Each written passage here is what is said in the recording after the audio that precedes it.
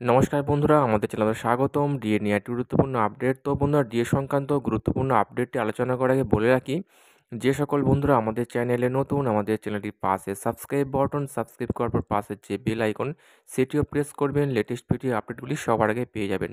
দেখে নেব আজকে ডিএ সংক্রান্ত গুরুত্বপূর্ণ আপডেটটি।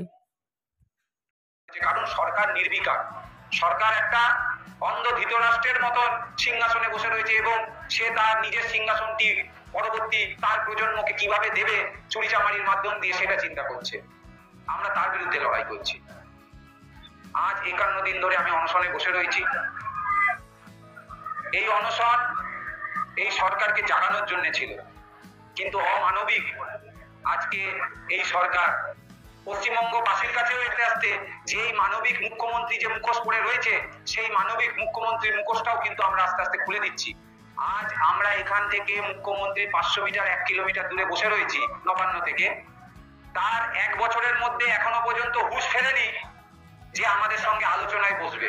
তিনি বলে বঞ্চনার, তার প্রতি বঞ্চনা হচ্ছে, তিনি চুরি করবে আর লোকে ওটাকে সমর্থন করবে, এটা হচ্ছে গিয়ে ওনার বক্তব্য। আজকে প্রতিটা মন্ত্রী নেতারা সব জেলে বসে রয়েছে। কেন জেলে বসে রয়েছে? কই কোন সাধারণ মানুষকে তো জেলে বসে থাকতে হচ্ছে না। কোন সাধারণ দিন আনা দিন খাওয়া মানুষকে তো কোথায় সিবিআই ইডি ডেকে নিয়ে যাচ্ছে না। আজকে তাদের ঘরে খাটের তলা থেকে বাথরুম থেকে আলাদা করে তো টাকার বান্ডিল বেরোচ্ছে না। তাহলে নেতা মন্ত্রীদের ঘর থেকে কি করে বেরোচ্ছে? আমাদের আন্দোলন এর বিরুদ্ধে চলছে। সাধারণ মানুষের টাকাগুলো যারা 500,000 টাকা করে শুধু দেওয়ার দিয়ে হাজার হাজার কোটি চেয়ে তাদের বিরুদ্ধে এই আন্দোলন চলছে। আর সাধারণ মানুষকে এই থেকে সচেতন করার জন্য আন্দোলন চলছে। আমরা তাই আজকে এই অবস্থান করছি, অনশন করছি। আমরা এর দিক থেকে অনেক সফল, কারণ পশ্চিমবঙ্গবাসী এটা বুঝতে পারছে যে একটা অমানবিক সরকার চলছে, একটা বেআইনি সরকার চলছে, তার একটা বেআইনি মুখ্যমন্ত্রী চেয়ারে বসে রয়েছে মানবিকের রূপ ধরে। আমাদের আন্দোলন এর বিরুদ্ধে।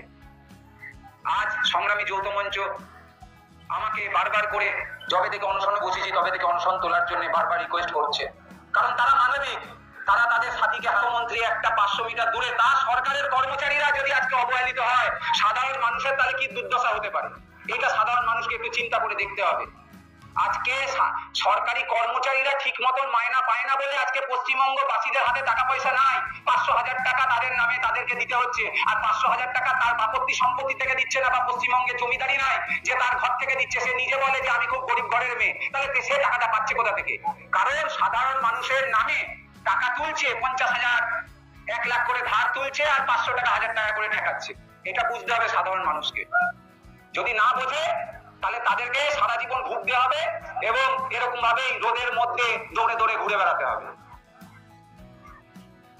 আজ আমাদের সাথীরা সাধারণ মানুষকে বোঝানোর চেষ্টা করুক না কেন, আমরা তাকে ছাড়তে রাজি নই। আমরা বোকা নই। বোকা যাদেরকে বানিয়ে ডুবিয়ে যেন ভাবে নিয়ে আসছে, আমরা সেইভাবে করতে রাজি নই। তাই আমাদের বেঁচে থাকার প্রয়োজন আছে। তাই আজকে আমি আমার অনশন উঠিয়ে আমি আমার সংক্ষিপ্ত বক্তব্য শেষ করছি।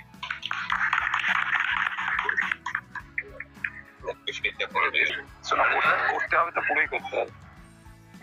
কমসে কম লোকগুলো শুনো, ওরা